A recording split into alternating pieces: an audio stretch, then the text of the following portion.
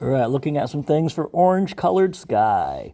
First of all, the flutes and altos have what's called a fall, and the mallets have what's called a glissando. So the mallets are going to hit a high E, and then they're going to drag a mallet across all the other bars down to the other E and go da-dee-dee-dum. I recommend taking your right hand to do the drag and taking your left hand to hit the dee-dee-dee-E, and kind of using a two-hand effect so that we have an emphasis on those E's. And then here the alto sax has a C-sharp fall in the lower and an E-sharp fall in the upper. E-sharp is finger and thumb 1, 2, 3, 4, same as F. And you'll just do a bunch of add a finger, so it sounds like the notes are trailing off really quickly. You're not worried about playing an exact scale, let's just add fingers and make it sound like it's dropping. Flutes have the same thing. Tyler's saying hi to people on the video. Flutes have the same thing with the lower flute division on the E natural and the upper on the G sharp. G sharp, of course, the same as A flat, thumb 1, 2, 3, 4 with both pinkies. And da-dee-dee-dum, da-dee-dee-dum. So for all of these, it'll be like 1, 2, da-dee-dee-dum. You hit the first note right on beat 3, and you try to hit your lowest note right on beat 4. 1, 2, dee-dee-dee-dum, like that. All right, next thing, this passage here in the flutes being G to G sharp to A, G sharp same as A flat.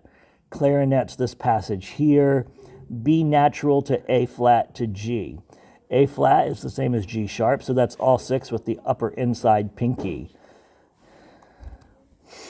Alto saxophone, at the beginning, in measures 1 and 2, remember the accidentals are only good for the rest of the measure, so that after this E flat, the bar line, it goes away and that goes back to E. It carries through within the measure, but not to the next measure.